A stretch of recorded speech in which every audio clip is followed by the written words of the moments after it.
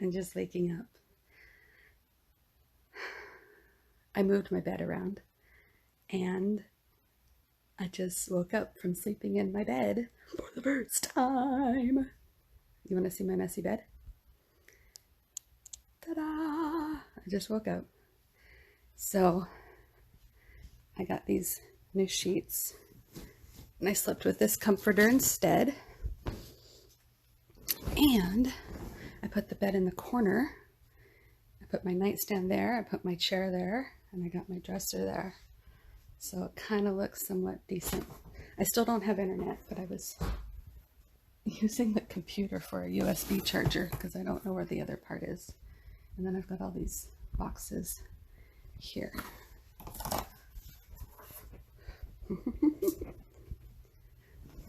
My bed is so comfortable. Oh my gosh. And it's all mine. It's all mine. It's all mine. When's the last time I had my own bed? It was when I was a teenager and I had a futon. A futon at Mom's house and a bunk bed at Dad's house. I shared a room with Calissa. And then with my mom's house, I shared a room with my brother. Okay. I just wanted to share.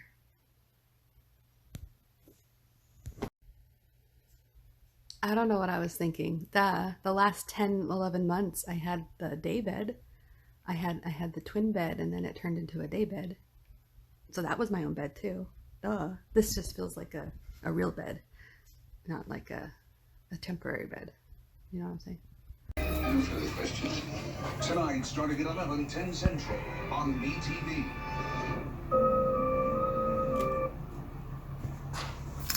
We're doing therapy.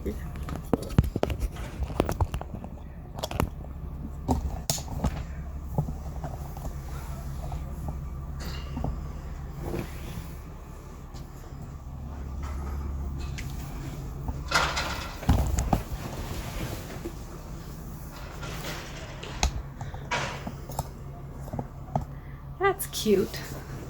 That's a cute backdrop, huh? Oh, that's cute too.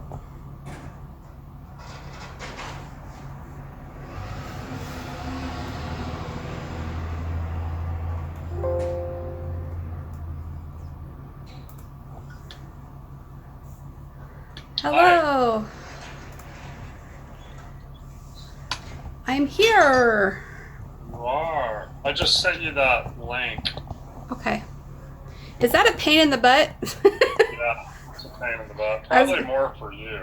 Well, just that you have to remember it each time and you can't just get right into it, you know what I mean? No, it sucks. And then sometimes I forget to do it. Supposedly they check if we do it or not. I do it most every time, but every once in a while I forget. I mean, I always, the other thing is I can click on it myself as well. I think I did that with you one time when you were in the car. Right.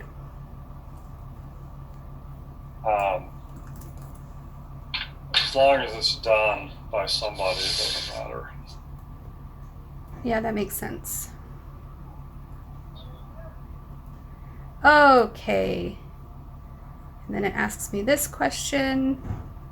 Yeah, they have a new question on there about coming back in person once they're able to do that. Yeah, either is fine with me as long as I don't change me. Yeah. So how's it going?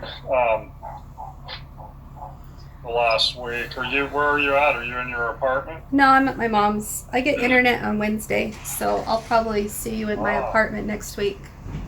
Oh, that's cool. Yeah.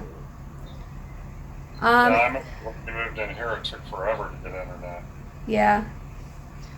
I kind of waited to sign up because I knew I wouldn't need it right away. with Jim being in the hospital place, I would only need it for work, and I took a lot of days off of work last week. So if I needed to have internet, I would just be at the house rather than go to the apartment. But yeah, I ended up only working 3.5 hours last week. Oh, wow. Were you able to have any paid time off? Yeah, I have paid time off. I have a lot of vacation time saved, but I've used most of my sick time because of the surgery. Yeah. So once my sick time is exhausted, then I have to use my vacation time, which is not ideal, but it's better than not being paid at all. Right. Yeah. So did Jim get out yet? He's still in there. Wow, that's a long time to be in Aurora. Well, Aurora actually released him on Thursday. Okay, so I'm going to tell you. Tuesday, he got angry with me because I told him the truth. Right, I remember that. He hung up on me, and I didn't hear from him at all Wednesday. And I didn't call for him either. And then on Thursday, I was really thinking a long time about how mad he was, and it was bothering me, but I was trying not to let it bother me. I kept pushing forward with my plan on getting my stuff out. But I kept thinking about the words he said before I told him the bad news, and that was the psychiatrist asked him if he wants to involve me in his care. Maybe I can provide some insight to the psychiatrist, or maybe I don't know what the psychiatrist was thinking. But Jim declined that offer and said, no, just right now I want to focus on me. So on Thursday, I was like, maybe I should give them a call just to see if the psychiatrist does want to talk to me, because Tuesday was a little dramatic for him, and Wow. I don't blame him if he wants me involved now, maybe. So I called Aurora, and they couldn't find him by the PIN number. They couldn't find him by the name. And then finally, through more research, they found out that he'd been released. And I'm like, what? Huh? What'd you say? So my worst thoughts started to crumble. I tried to keep him in control as much as possible, but I started to go down this what if scenario that, okay, I don't know how long ago he was released. I don't know when, like, where did he get a ride? Is he walking home? He hasn't called me. Was he allowed to call someone? Was his phone dead? I looked at the tracker app. He still had the phone off. I was just really freaking out. And I ended up calling them over and over again. And because I didn't have, I wasn't listed as someone that had emergency access, I couldn't get any information. They wouldn't tell me anything. They just said that he was released.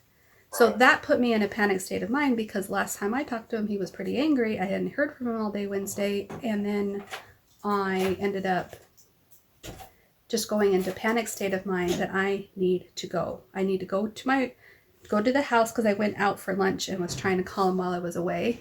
So I need to go to the house, go get my computer, and leave, because he might be on his way to get angry, yell, do something. Maybe, I don't know. I didn't think he would hurt me, but then again, all I did was leave him for 2 nights and he was suicidal, right? So now that he knows I'm leaving him, what is he capable of? I don't know. I've never done this before. So I started panicking. I called them like 3 times, Aurora, and they still wouldn't give me any information. And I'm like, I just need to know, would you guys have allowed him to call someone to get a ride? Maybe he's walking. Maybe I can go meet him. I'm getting my lunch. I decided to order him lunch too, and a drink, soda, because I knew he hadn't had soda, and I knew he probably hadn't had a real meal that he liked. And I'm like, okay, I think that was a Noodle's way of Brooklyn. I think that was a Noodle's way of protecting us by having lunch ready for him in case we see him. So then we can go, look, we got you something, hoping you would feel like you are loved and thought about. Can you shut that door, please, and make sure it latches? Thank you.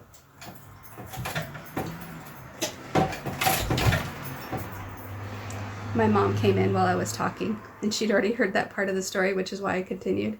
But then she left and she didn't latch the door. It's like, Now I know where my son gets it from.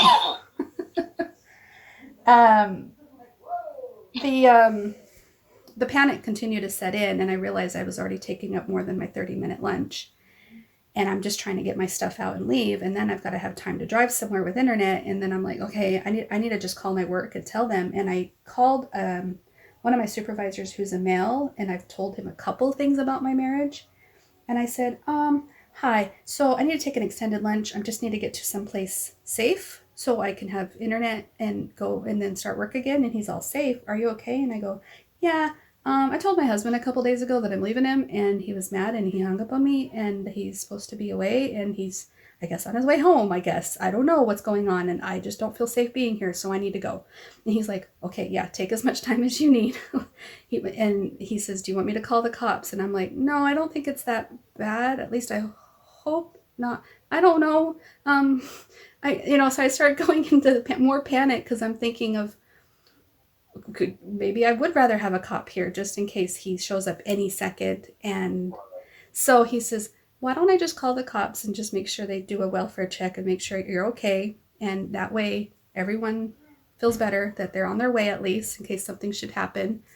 And I'm like, oh, okay. And he says, let me get off the phone with you. I'll tell the manager, and I'll just bring him up to speed. Just take as much time as you need. You get to safety. Okay.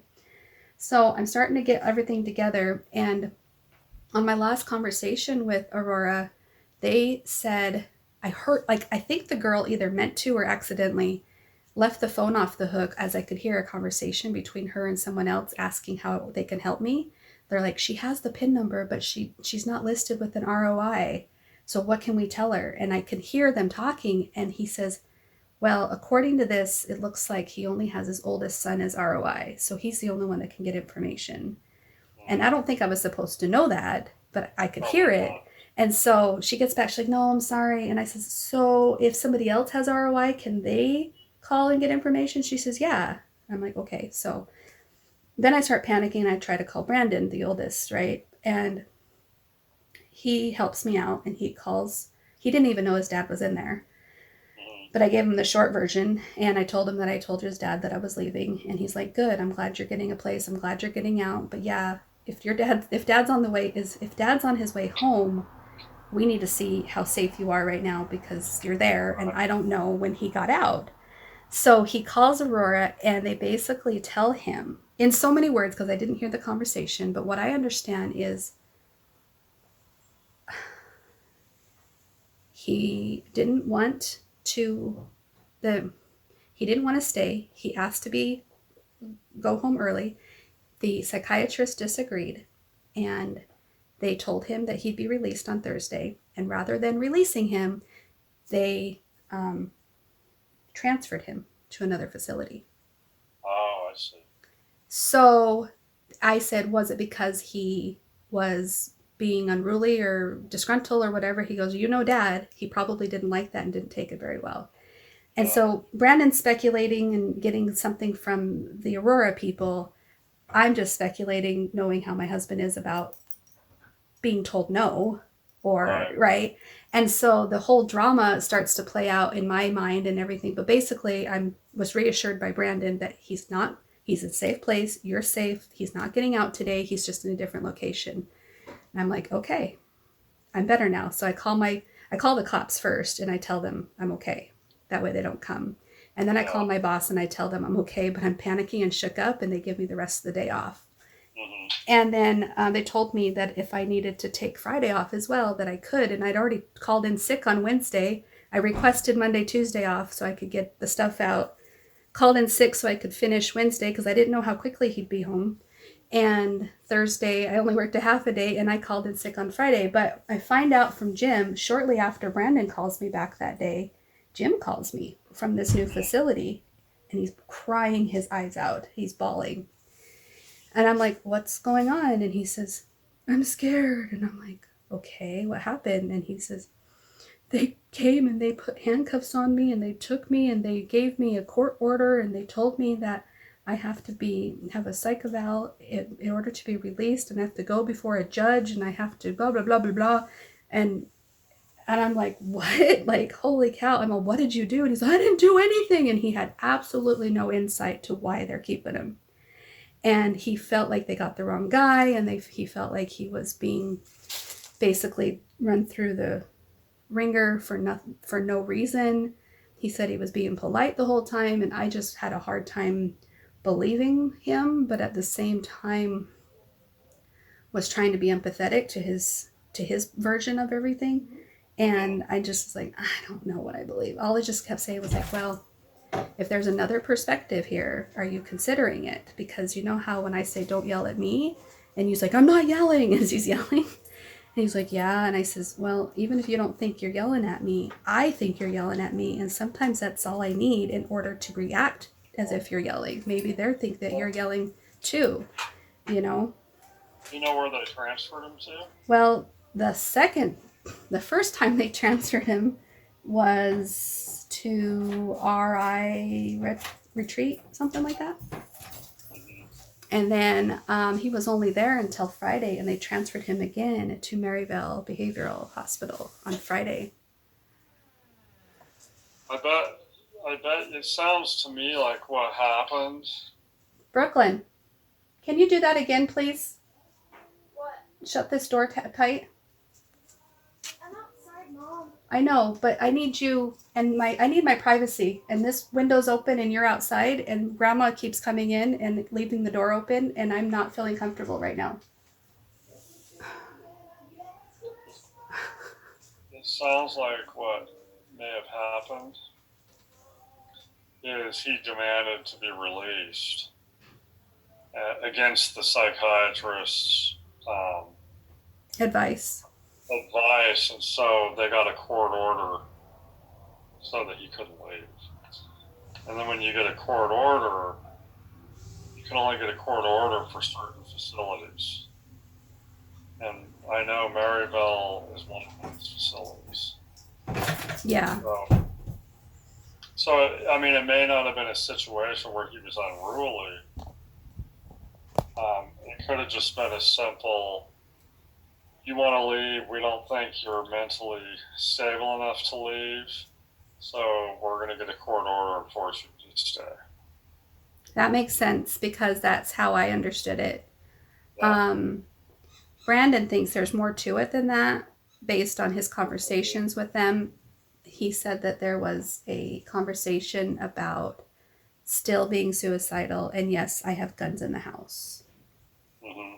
And that was enough to get him evaluated for safety for himself and others, which I don't blame them. I'd rather them do that than to let him go home knowing that. Yeah. Absolutely.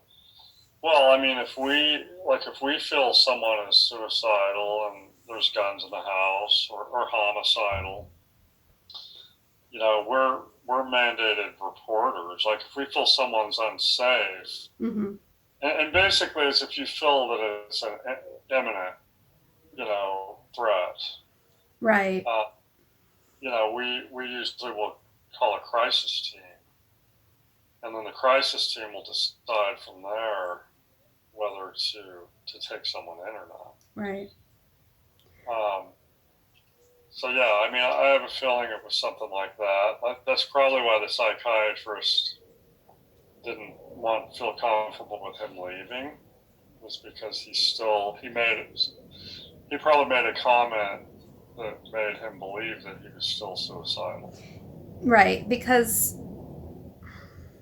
yeah, all I know is that my husband doesn't communicate very well his feelings. He just thinks super logical, and so I could see him, because the way he told me, and I'm putting the pieces together, he told me that the reason why I was suicidal is because my wife couldn't make up her mind whether she wanted to stay in this relationship or not. And it was driving me nuts. It was driving me insane, and I was feeling very down about myself and my situation and my marriage and all that. But now that she's made up her mind, I'm ready to move on with my life. I'm wanting to go home. I got to figure out how to do finances on one income. I got to figure out the kid situation and what we're going to do moving forward. I'm ready to move on. And that's how he explained it to me. However, if that's all logical to him, and he's still trying to control something somewhere in the recesses of his mind, and somebody tells him no, like me, or the kids say, no, Dad, I don't want to go with you. Like, what's his level of rage going to be? What's his level of danger going to be? And Right. I don't know if they can just see that in him because they deal with this kind of crap all the time. I Yeah. know that his anger face looks angry, you know? So I'm glad that he was where he was. I feel very, very blessed that I was able to stay in the house for several days to get my stuff out. I never slept in the apartment except for last night was the first night because we have the 4 dogs at the house and the kids had all their stuff and I didn't have the bedding all figured out yet. But yeah, I stayed there every night. I had internet every night and everything, right? And I got everything out. Like, I didn't realize how much of a hoarder I was with stuff until I got all my stuff out. And my poor apartment is like floor to ceiling, looks like a storage unit threw up. Like, Wow. it's so disorganized and it's so cluttered with crap. And it's like, okay, I'm going to be more motivated to clean this up here in my space because I want to see my beautiful apartment again, where I've been living in that hole for almost 10 years, not motivated to clean up my stuff or go through it because I just couldn't see straight, you know? Yeah. Yeah. But yeah, the house that I left looks better than ever because my stuff's not in it. Right. Oh, sure. So how are you doing with all of this? um, Surprisingly, I'm doing really well because I've had like a detox from Jim's control. However, when I talk to him, I notice the addiction feelings coming back. Like, I want to make peace. I want to tell him what he wants to hear. And I catch myself in the mid sentence. And I was asking him about I was thinking about cutting my hair, and he absolutely hates women with short hair. And I'm like talking to him like I'm trying to get his permission. And then he says something like, no, I don't like that. And I'm like, well, it's too bad that I don't have to do what you like anymore. Like, I just say these little digs, like these stabs, because it's like maybe I don't know, testing myself to see if I can stand up to him or something. I don't know. Do you still feel like he's controlling you from afar? I think he tries because there's been a couple situations that's come up where he wants to determine how things go. Like, he said, how many bedrooms do you have? Is it 1 bedroom? Is it 2 bedroom? And I'm like, why does that matter? It's not your place. It's not something you have to deal with, you know? He goes, well, I'm just trying to make conversation. I'm like, maybe make conversation about something else before you try to get to know something that you really don't have any business knowing. Like, Right. I don't want, because what I see happening is he starts these little tiny questions that seem innocent enough, and then I start answering like they're innocent enough, and then he drops a big one that I feel like I can't stop the conversation from getting out of control now, right? Wow.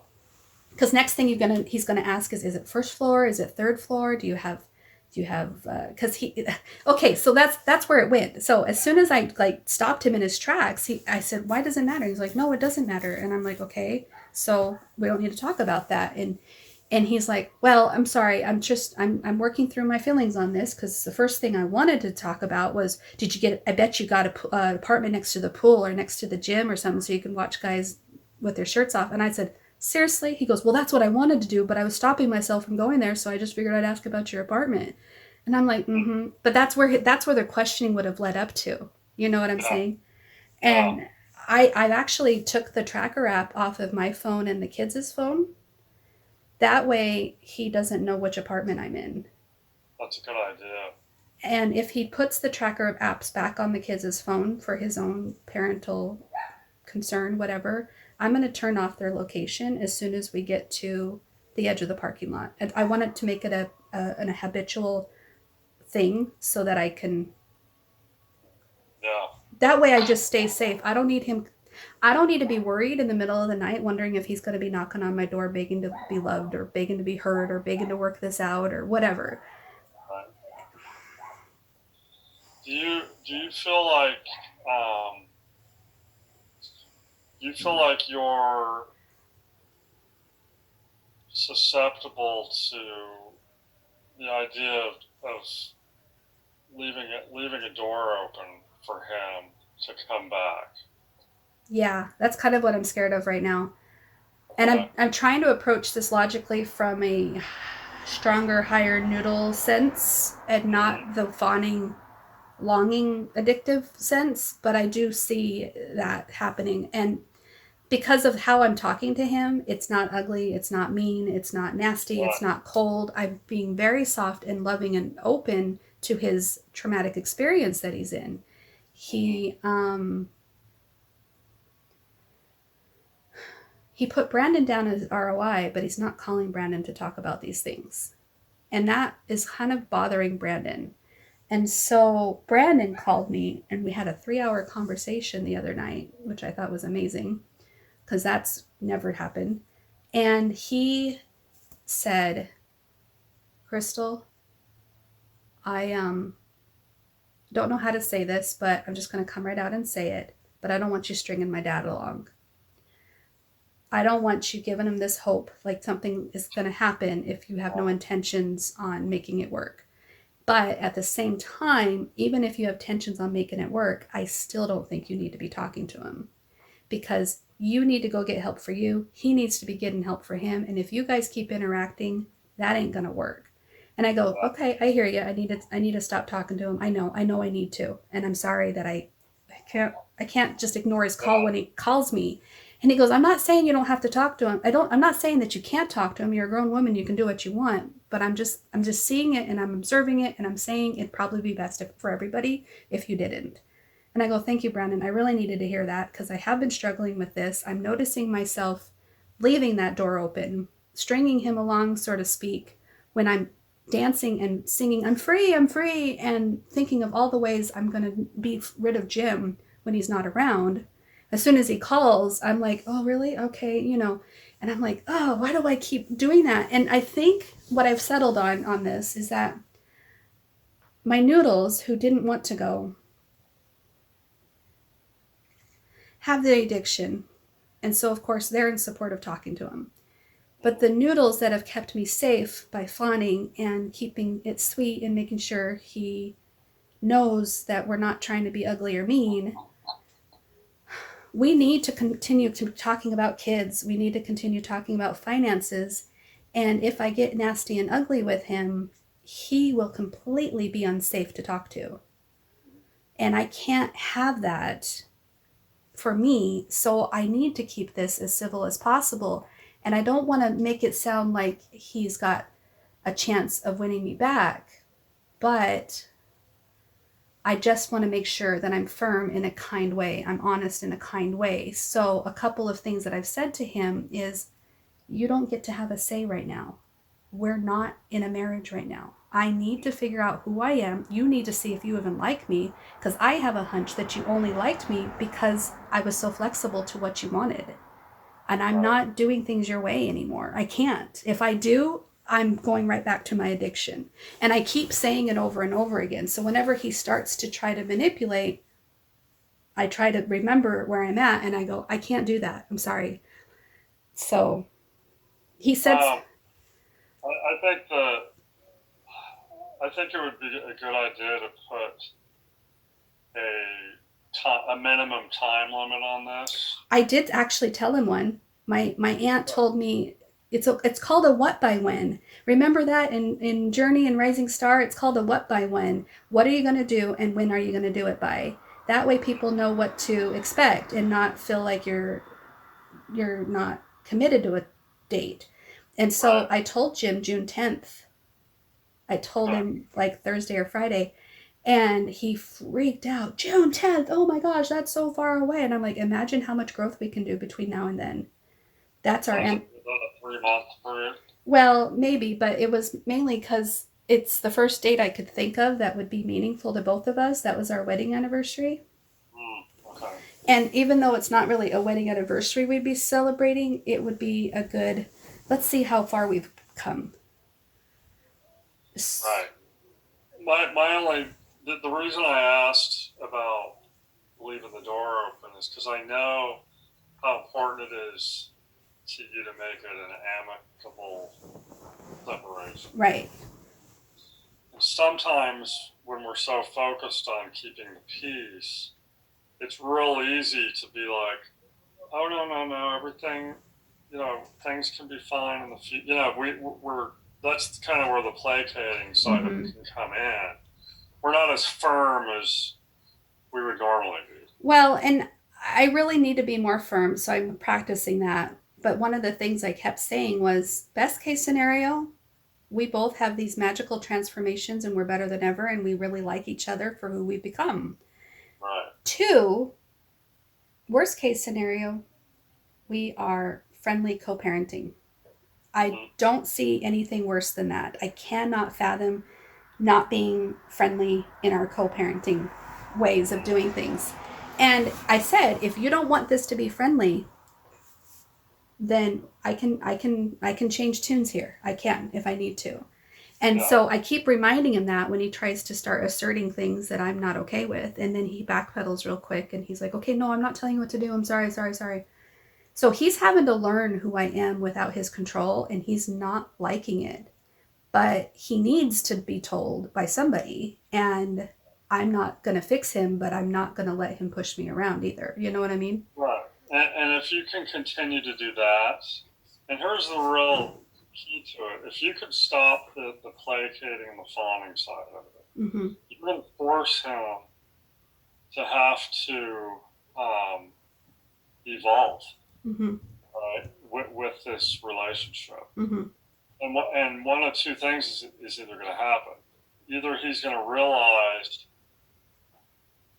how he's been behaving throughout the course of this marriage and he's going to change, or he's going to realize, I can't be in a relationship where I'm not the one in control. Right. He's going to do one of the 2. And either way, you have to be fine with either way. Right. I mean, even though ideally, the marriage is extremely important, you have to ask yourself at what cost. No. If it's at the cost of your emotional safety and your freedom and all that, then it's not worth it. And I really don't think I have a marriage, not the type of marriage I want. And I don't want, because I assessed that several times. At what cost is this marriage worth to be? No, it's not worth it. And so now trying to climb out was the hardest part. Now that I'm out, and my cousin sent me something today. She says, it's like that song, I can see clearly now the rain is gone. And the rain has washed away and I can see all the obstacles in my way, right? And it's like, I can see now that if I let him have any cards, then I'm going right back to what it was. So there was one situation, he's like, I know that you're probably going to go swimming and I know that bothers me and that's going to be, and I'm like, oh my gosh, He says, but I want you to do it because I need to get through that. I need to be challenged. And how else am I going to get through it if I'm not challenged? And I'm like, okay, good. Exposure therapy. Good for you, right? But then he says, and I know your mom at some point is going to want to go tubing down the river. And he never wanted me to do that before, no matter how much I begged and pleaded. He didn't like that idea. He says, but if you decide to do that, I'd really hope that you would invite me along. Not because I want to watch you or make sure you're not staring and stuff like that. I'm not trying to control the situation, but because I want to force myself to have to deal with things that are coming up for me. And I don't think I'll ever grow if I don't have those opportunities. And I'm like, okay, however, I need exposure therapy. And he's like, okay. And I said, my exposure therapy of being able to do those things in front of you, going down tubing, rivers, beaches, pools, that's way hard for me, exposure therapy, because I know how you feel about those things, and that's going to take a long time to get there. I said, you get us in front of a marriage counselor, you get us down with the 4 of us, whatever you feel like you need to do. Maybe there's baby steps where this exposure therapy can work, where I'm having to deal with my feelings of not placating and fawning. You're having to deal with your feelings of your jealousy or your rage or whatever. And then maybe we can work through this slowly. But right now, I'm not even ready to cross that. Right now, I need to figure out who I am without placating, without fawning. And I'm not anywhere close to being ready to be exposure therapy in front of my husband. No, as far as I'm concerned, I'm not ready for that. And I don't want to be right now. So he was really irritated with me because he's like, so I really screwed this up, didn't I? And I go, honestly, maybe a few years ago I could have done something like this, but I cave more so, have shakes, PTSD. I can't even watch TV now without freaking out. Even though I'm at my mom's and Jim's nowhere around, I still feel guilty, like I'm doing something wrong. You know what, though? This is where your core values, all of that, come into play. Mm-hmm. Like, those core values of yours have to be apart from what Jim's values for you would be. Mm-hmm. Right?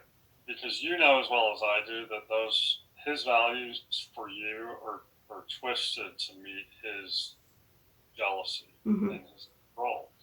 There's nothing wrong with you watching a movie where the guy happens to take his shirt off. Mm-hmm. Like, you're not sitting there, lusting over this man. You're watching a movie. Right. And going tubing, like, you don't decide to go tubing down the Salt River because you're like, oh my God, there's going to be hot guys there, mm-hmm. and they're all going to have their shirts off. Mm-hmm. Because it's fun to go down the river in a tube. Right. And that's the difference. You have to be able to do those things and live your life according to your core values. And not invite him to watch me. Right. And the thing is also, it's part of your core values to not violate, your vows to your marriage. This mm-hmm. is say it's a 3-month separation. Like, your mindset is not, oh, I'm going to go get laid. Right. I know you. I know that's not where your head is at. That's what I told him. I says that this is not about me going after other guys. No. And so I think you just have to be really solid in those things mm-hmm. and say, I'm living my life according to my core values. My core values do not violate the vows of our marriage. I said that to him without those exact words, but yeah, I did say that to him. Yeah, right. Mm-hmm. And just say, look, I need this time. I'm not, my goal is to not sow my wild oats and all of that stuff. Right. The goal is to experience what life is like as a normal human being lives their life every day. Right. If he can't, come to terms with that, but the danger is the more he has a problem with that, the more danger you're going to be in of trying to appease him and minimize things and use all those defense mechanisms. That's if my goal is to get back together with him, which I feel like I'm further ahead than that. Because now that I've been out for a week, I'm like, oh my gosh, I don't think I'm going back to him ever. But then I get on the phone with him and I'm like, maybe. Well, no. Yeah. I mean, you may go back and forth a little bit, and then, you may all of a sudden decide, I'm done, I'm never going back. Or you may decide, hey, he's changed and I've experienced this. If I can get back into this and still be able to live a normal life according to my values, and be free and be respected and be validated. If you feel like that you can offer all those things, you may decide to go back, but you don't have to make that choice right now. Thank you. Yeah, that actually makes me feel better because I've got family and friends that are like, don't you dare talk to him ever again, blah, blah, blah, blah, blah. And so what I feel that's not that has nothing to do with that. Right, right. I feel like the way I could see this going is similar to how I moved into that bedroom last year. As soon as I moved in there, I felt so free. I couldn't believe how free I felt. And I was making decisions without him, going to bed whenever I wanted. Even though I was super tired, I didn't want to go to bed at the same time he went to bed. Even though I was sleeping in different rooms, I wanted to stay up and live. And I hardly slept because I was so excited on how much I got to do without him over my shoulder while he's sleeping, And I was relishing in those assertiveness and the happiness and everything until about the time when I hurt my leg. And when I hurt my leg and the surgery and I felt helpless and I felt like I had to depend on someone and he's the only one and I don't want to do this and I felt so conflicted. And he was so wonderful until he wasn't. And then that's when I was like, okay, I gotta really get my head on straight here about this. And now I see this recovery being the similar, where I'm going to feel so free making all these decisions on my own.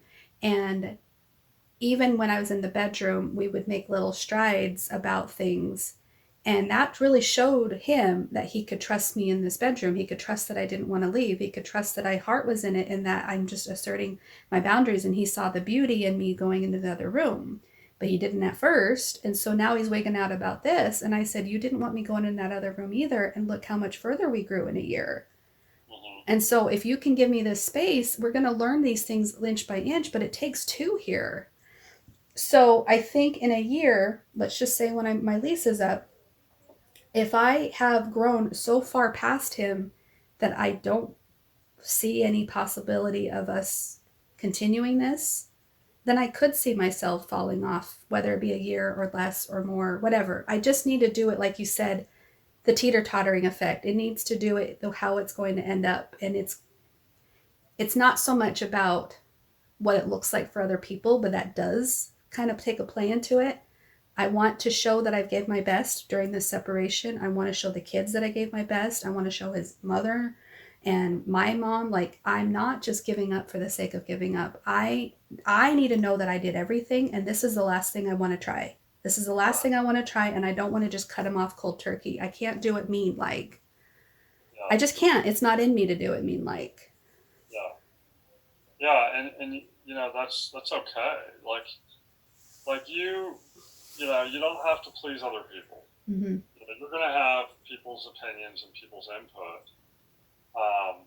But this process wasn't about leaving and leaving for good. This process was about, you know, separating yourself Mm-hmm. from that environment, just to see, can he change? Can I change? Right.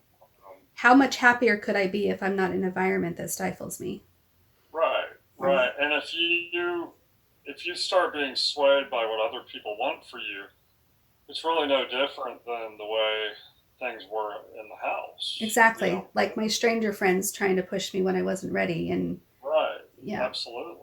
I've got friends that want me to get a restraining order. They want me to get a lawyer involved. They want me to keep the kids full time because he's not a fit parent. And then I'm like, that's not what's true for me. Sorry. I mean, I can't tell him, screw off. Thanks for your advice, but no thanks. But I guess I wanted an opinion about that. I mean, here's the thing: is you don't have to make any of those decisions right now. Like you take things as they go. If you see some sort of warning sign or something that doesn't sit well with you, that where you feel the kids might not be safe over there, then you can make those calls as those things happen. Yeah. Right. But you don't have to be quick to make. Remember, any decision that's made quickly is usually impulsive. Mm-hmm. You haven't been impulsive through any of this. Mm-hmm. You came up with the date months before. December, yeah. It was after the post office incident. Yeah, you didn't just up and walk out impulsively. Right. You know, no decision ever has to be made quickly. So just take your time, live your life, see how things play out, be honest with yourself, with how you're feeling. Try to use, you know, the whole wise mind stuff, you know, a balance between, you know, not making emotional decisions, right? But taking your emotions into account, and try your best to make those decisions without the influence of other people. Right. Yeah. No, I think that's a good idea. I appreciate that. I guess imagine if your counselor, if I were to tell you, you can never go back to him. Mm-hmm. I mean, what would that do to our counseling relationship? It would limit and cut everything in half, focus only on what my view of your situation is, taking nothing into account of what your perspective is, what your view is, what your history is. That's the collaborative relationship that says, look, you know, you're the expert on your life. Right. You've been there. You have that perspective. it can go any direction you choose it to go in. And I appreciate that too, because by you giving me an opinion, I feel limited on what I can say or not say. Yeah, absolutely. And that's how it is with your friends. Mm-hmm. Like, how are your friends that are telling you file a restraining order, disappear, never see them again? How are you supposed to go to them and be supported when you're having questioning thoughts or you don't know what to do? Mm-hmm. You're not going to go to them because you know exactly what they're going to say. Right, right. And that's, So, yeah, that makes sense. Thank you. yeah, I mean, I need to stop the dependent mentality. What's that? I was just saying, this is your journey, right? And if I stop the dependent mentality, I will be less likely to be help, help. What do you think I should do? What do you think I should do? Right. I can make decisions on my. I made this decision on my own. Yeah, you did. Those friends left. I woke up the next morning and I made the decisions on my own. And I'm like, this is going to get my friends back. This is going to get my friends back. And that's where I started down that road. And then as soon as I told them what I was doing, and they still wanted more from me, they still had demands, they still had expectations. I'm all, wait a second. This isn't for you at all. These are my decisions. This is my life. Why are you trying to give me ultimatums like Jim did? No. I don't want friends like that. Okay, goodbye. And I'm not saying all my friends. I'm just saying those ones that were there with me every day, helping me. I appreciate the help they gave me. They kept me out of my funk for so many days to the point where I could make these little decisions in my head on my own. But I did do it on my own. Yeah, you did. And it is times like this, though, where you do start really knowing who your friends are, your real friends, and your supports really are. Right. Yeah, it's usually during tough times, times of crisis where, people show their true colors. Right. And I noticed that when people would push me and tell me to leave right away, I would rush back to Jim harder. And when people say, oh, call, get a restraining order, and then I talk to him later that day and I'm looking at him going, is he really the type of guy I need to get a restraining order on? Oh, no, honey. How's it, and I'm like, oh, see, stop it. Because I try to counterbalance it or whatever. And it's like, I need to stay in my zen with this and not go one extreme or the other. Yeah. That makes sense. And here's the thing with restraining orders, like, usually, with restraining orders, for someone to be that dangerous, they have to be so hopeless where they don't care anymore. And they'll do anything and everything. And that's the danger. But if someone's to that point, restraining orders, if they don't care, if they're that unraveled to where they don't care and they are capable of anything, a restraining order is not going to do any good. Yeah, that's what I said to my cousin yesterday when she suggested this restraining order. And then she said, but it will show a history in case something happens, or if you need a cop to be called, you could say, I have a restraining order on him. They'd come right away. But if they say, sorry, ma'am, those are his kids too, then it becomes like less of a black and white thing if I don't have it. So I'm like, I just don't. But if you do some dangerous behaviors, then you can go down that road. I guess because I didn't want to answer this for me, I thought maybe by playing nice with him and keeping him nice, knowing how to keep it nice. I don't feel like I'm placating, but I feel like by being kind throughout this process, it's my noodle's way of keeping me safe. And a restraining order would be a hard way of keeping me safe. I'd have to have him served. He'd have to be hit with it real hard. And it would be less of enabling, where I feel like when I'm kind about it to him, I'm almost still enabling him. Yeah, it is kind of a defense mechanism. Anytime you talk about trying to keep yourself safe, so you're changing your behavior, that's a defense mechanism. Now, most people would say defense mechanisms are always, well, some people would say defense mechanisms are always unhealthy. Mm-hmm. I don't necessarily believe that. I do believe there are times where you use wisdom. In other words, you don't purposely agitate someone that you know can easily get agitated, Mm-hmm. right? So there is a level to where you can kind of play the game a little bit. Like, hey, I know if I set him off, he could unravel. So I'll do my best not to. I think the real key is to kind of know what you're doing, Mm-hmm. right? If you kind of know going in, look, I'm not going to purposely agitate him and purposely cause problems by, being, real short with him and being rude and being mean to him. Mm-hmm. If you're doing it subconsciously, I think it's unhealthy.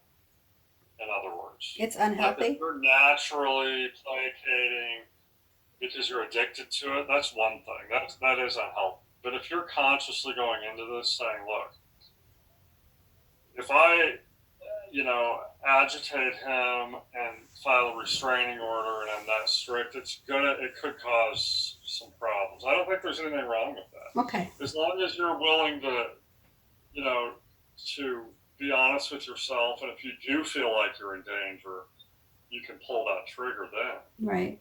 Okay. Yeah, because I think my customer service skills, being able to de-escalate an upset caller, being able to take an escalated call from a coworker and calm down the situation, I think those come into play when I talk to him, because I can be an empathetic listener and then I can reiterate back to them what they're feeling, and then I can say, well, this is the policy though. So let's work on a solution, because they felt like they were heard, they're more likely to be receptive to it. And it's the same thing that I've attempted with Jim all these years. But because he gets mean and scary and controlling and guilt trips, and he can talk to me for hours and wear me down, that's where I'm like, okay, I need to work on not being worn down. I need to work on not being, fawning and susceptible to his ways, to his magic, So in the customer service, are you ever able to violate those policies if the customer tries to wear you down like that? Not, I don't have the ability to do most of the things like they want. Yeah. So what's nice is I get to transfer it to someone else if I can't do it no more. I just say, I can't do this. I can't keep let me transfer you to someone else. Maybe they can help you. Or I continually stand my ground and they get frustrated with me and hang up on me, calling me all the names in the book and whatever. And then I have to take a moment to, Right. To regulate, to ground yourself. Right. I do want to talk about my mother-in-law. There was a big drama thing that happened last night, but it's not as important. So maybe I can just skim over it real quick. Okay. His mom didn't know where he was and had been trying to get the information from me all day yesterday. And I wouldn't tell her. It's not my business to tell her. He wanted to tell her in person. He didn't want to call her. He didn't want to do it. He could have called. He could have said something. He could have even said, Mom, I'm going through something. I'll call you when I'm ready. Right? Or I'm going to come see you when I'm ready to see you. He could have said anything to her to get her off my back, but he didn't. And that kind of irks me that he put me in that situation. So my mom takes the kids to the movies last night, and I'm finishing up stuff in the house, and my mother-in-law's even trying to get to the kids now and roping them involved. And Brooklyn finally answers her phone, and instead of answering Grandma's question, she hands it to her other grandma, and now my mom is involved. And my mom can't keep a secret to save her life, and Donna wears her down. Mother to mother, I just need to know where my son is. What did Crystal do to him? Blah, blah, blah, blah, blah. She has no idea. She thinks I buried him or something, right? I'm going to call the police. And once my mom heard that, she's trying to protect me. She ends up telling my mother-in-law he's in the hospital. And I wish that would have been the only thing my mom said. But then she says, he's in the behavioral hospital. And then my mom said, he checked himself in on Monday. And then my mom said he has access to his phone, because they did give him his phone on Friday because he was isolated, quarantined for COVID testing.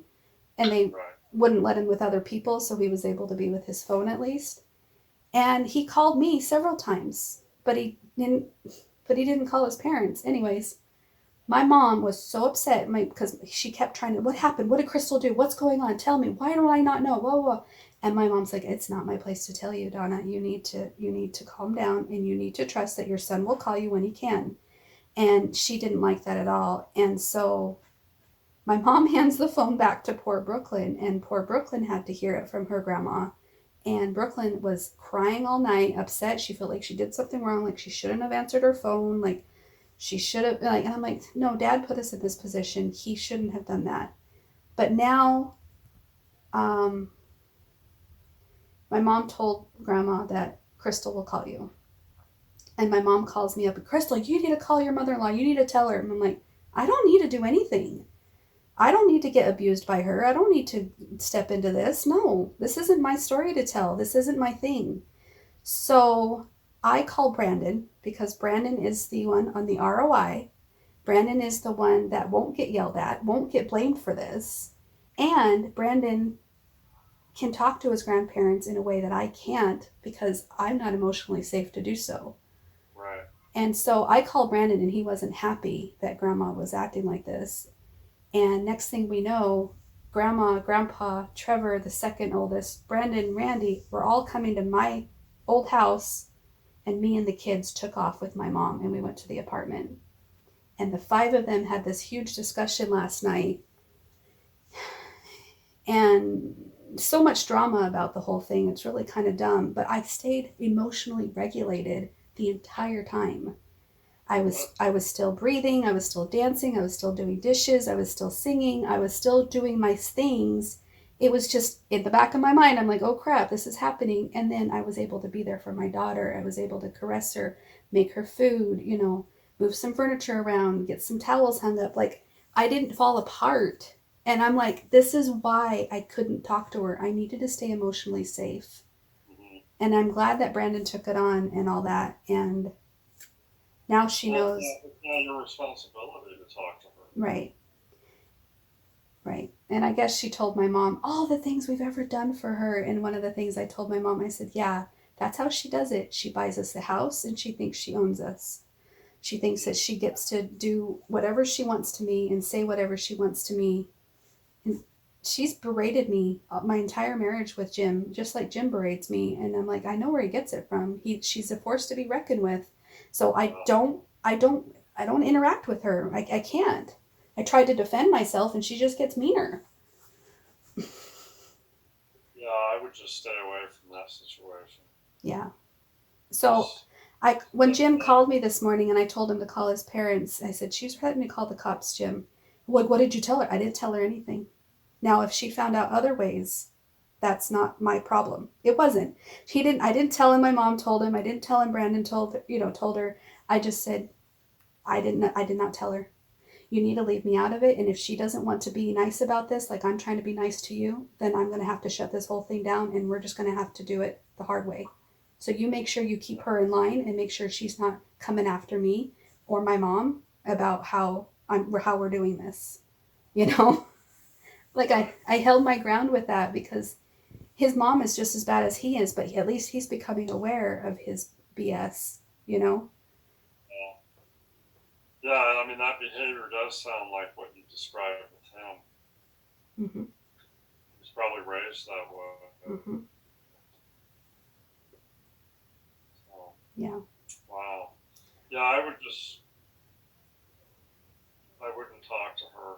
It's really, I think one of the things you got to tell yourself is it's not my responsibility to convince her that I'm in the right or that I'm justified or that his behavior has been wrong or any of that. Mm-hmm. It's really, if it's her business at all, it's his prerogative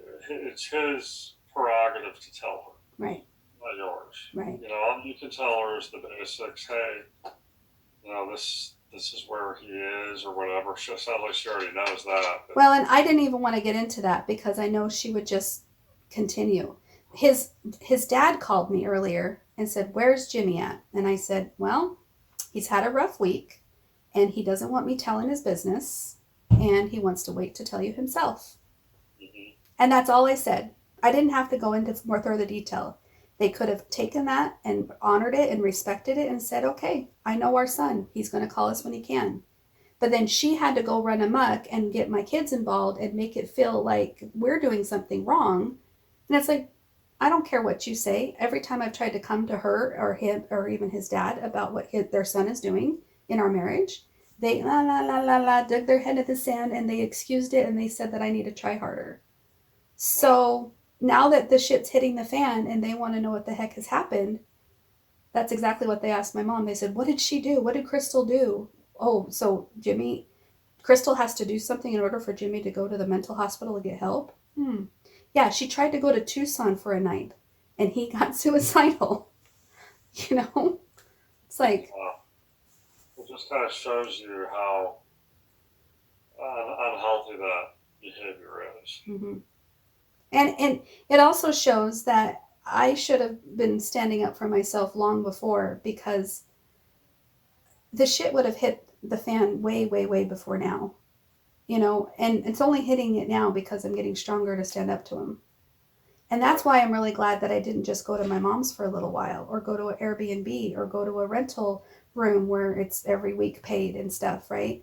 I feel like by locking myself into this year lease, it gives me the permission to stay away for a year, Mm-hmm. you know, and I don't have to feel that aching or longing or this obligation to go back to him soon, whatever that looks like, you know? Yep, take your time. Okay. You don't have to make a quick decision about anything. And you don't have to explain yourself to anyone. Right. You know, this is your journey. You know, it's nobody else's business. It's not your responsibility to justify your decisions, to change people's opinions on it. You know, you need to release yourself from all of that. None of that's your responsibility at all. There you go. Yeah, they don't know my story like I know it. No, nobody knows it like you do. Yeah. It's really nobody's business. Right. Yeah, honestly. Except for those that are extremely close to you. You know, you share what you want to share with people, but you're not obligated. And it's probably not safe for me to even share to those who are close to me too much. Mm-hmm. Like if I'm sharing with them too much and every day, then they start feeling like they have this responsibility to try to coach me into what they want me to do. And I learned that with those stranger friends. There were like 4 or 5 of them who felt the need to convince me of their opinion. And I fell into that because I went from being dependent on Jim to being dependent on my stranger friends to help me through this. And I thought it was a healthy friendship, which it was up until that point where now they're getting mad at me and doing ultimatums because I'm not doing it their way. Hold on. I think I've seen this before. This seems familiar.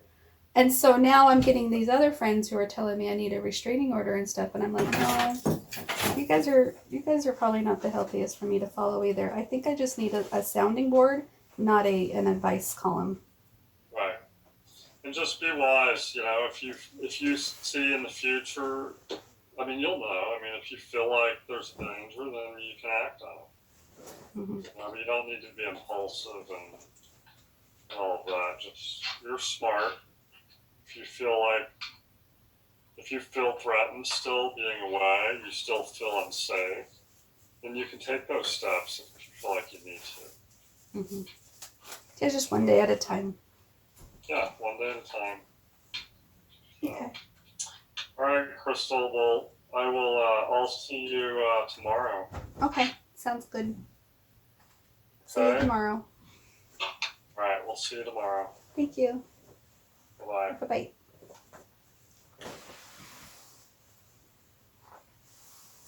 Go well? Different person now? Mm-mm. You're not? Me, I'm a different person? I don't know. I feel like I've been changing for a while now. It's not just this week. Right? Mm-hmm. Like when I dyed my hair blonde. And she's like, so what's the occasion? Why are you doing this? And I'm like, because I am figuring this out. I ain't gonna do what people want me to do anymore. I'm gonna do it my way. Now you And know this where I come from. You know, when you think about it, how many people in our whole world exist to try to control who we are? Mm-hmm. Even if, you know, your job, of course, even. But it's like, and they're all conditional. It's like, well, you better be like us or we're out of the club. Mm-hmm. It's like your new friends just did that to you. Well, and they didn't do it at first. They only did it towards the end, which is exactly what I needed them to do. I needed them to show me that they're just as toxic as my husband, and I don't need anybody else but me to figure this out. You know what I mean? Otherwise, I'm doing it for everybody else. If I did it your way, Mom, then I'd be doing it for you. And I did it Jim's way, or I do it for him. I do it my friend's way, I do it for him. Yep.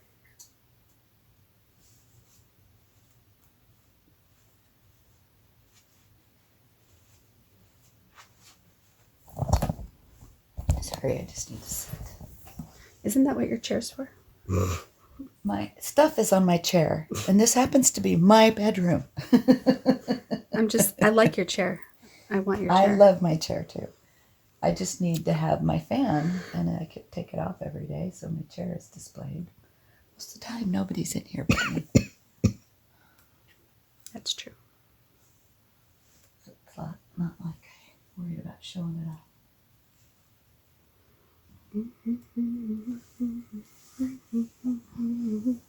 Where are you going now? My feet are getting cold. It's painting outside right now.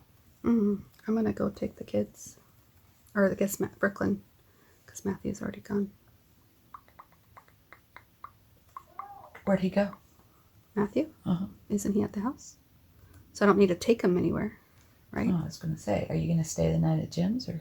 No. Matthew says he wants to spend the night at the apartment. So he likes it there. Yeah, he does. That's good. It's a good sign. It's a very good sign. His mommy's there too. I think he feels safer with me in my apartment. Maybe he sees the happier me. Mm-hmm. Maybe he sees the more relaxed me. But when I'm at the house, I'm like tense, like trying to move, trying to clean, trying to get it. Perfect. And I'm like not in my zen place. I'm in my... You're in your fear place. Mm-hmm. I think probably is too. Mm-hmm.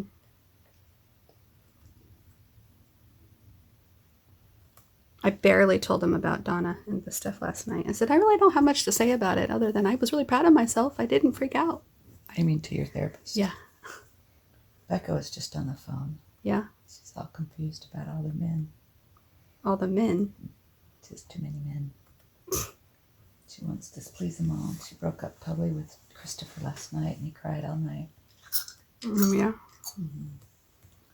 At the end, I told her you were here, but you were in my room doing this. And she said to say hi. Oh, yeah. She's supposed to come in town for the gem show in April. Well, okay. Well, okay. Ashley went and took a nap. Yeah, she said she was tired. No, she's not sleeping.